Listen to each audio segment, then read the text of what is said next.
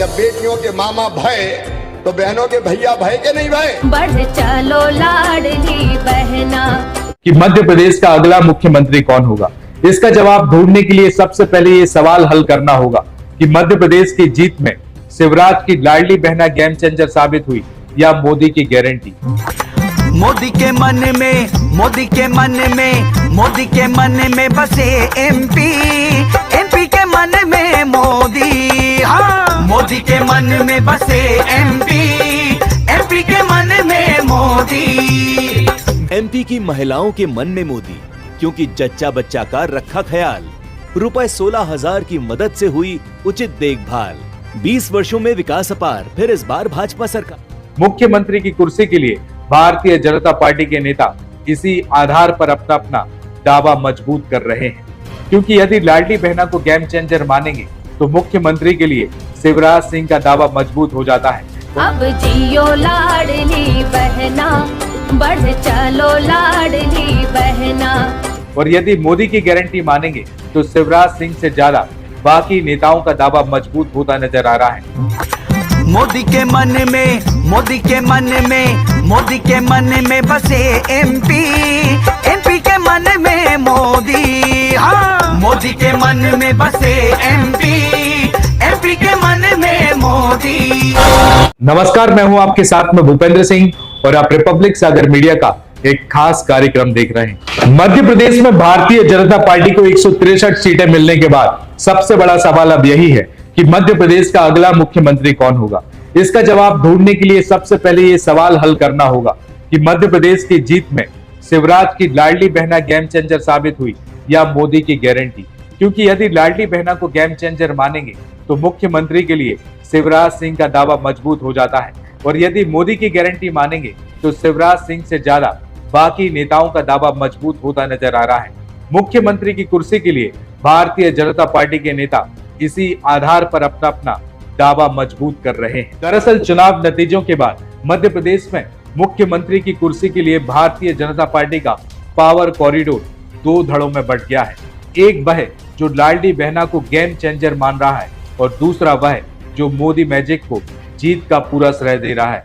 लाडली बहना को पूरा क्रेडिट देने वाले अब तक खुलकर सामने नहीं आए हैं, लेकिन जो लोग इसे क्रेडिट नहीं दे रहे हैं वे मुखरता से बोल रहे हैं और यह माना जा रहा है कि जो नेता लाडली बहना को जीत का क्रेडिट नहीं दे रहे हैं वह शिवराज सिंह चौहान को मुख्यमंत्री के तौर पर देखना नहीं चाहते। चुनाव जीतने के बाद नेताओं ने जो बयान दिए उन्हें डिकोड किया जाए तो हर नेताओं की मंशा भी साफ समझ आती है। शिवराज सिंह चौहान ने मतगणना से 3 दिन पहले ये बयान दिया था। रिजल्ट से पहले इस बात की उम्मीद जताई जा रही थी कि मध्य प्रदेश में इस बार भारतीय जनता पार्टी और कांग्रेस के बीच कांटे का मुकाबला होगा। शिवराज सिंह ने लाडली बहना योजना को पूरा क्रेडिट देते हुए यह साफ कर दिया था कि यदि भारतीय जनता पार्टी मध्य प्रदेश में जीतेगी तो केवल इसी योजना के दम पर जीतेगी। और 3 दिसंबर को मतगणना शुरू होने के बाद सामने आए रुझान के बाद भी शिवराज सिंह चौहान ने एक बयान दिया था।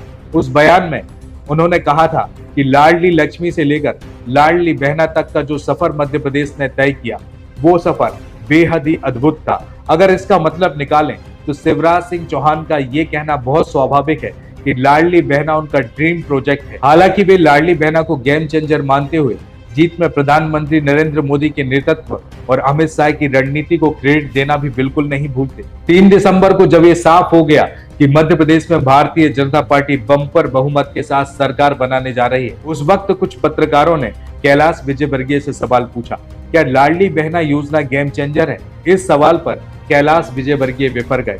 उन्होंने कहा कि लाडली बहना योजना को गेम चेंजर बताने का नैरेटिव सेट किया जा रहा है।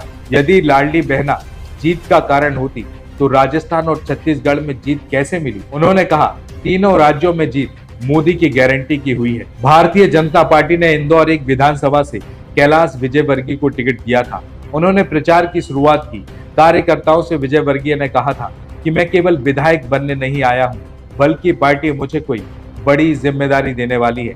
अगर इसका मतलब निकालें तो शिवराज को जीत का क्रेडिट देना नहीं चाहते, केंद्रीय नेतृत्व की तारीफ भी करते हैं, वह खुद को मुख्यमंत्री का दावेदार भी मानते हैं। वह मध्य प्रदेश की जीत की तुलना छत्तीसगढ़ और राजस्थान से करते हैं। जाहिर है कि बाकी के 2 स्टेट में कांग्रेस की सरकार थी, जहां तमाम कारणों के साथ सरकार को लेकर एंटी इनकम्बेंसी भी थी। भारतीय जनता पार्टी की जीत के बाद एक न्यूज चैनल ने जब प्रहलाद पटेल से सवाल किया कि लाडली बहना योजना इस चुनाव में गेम चेंजर रही, इस पर प्रहलाद पटेल ने नपे तुल्य शब्दों में इसका जवाब दिया।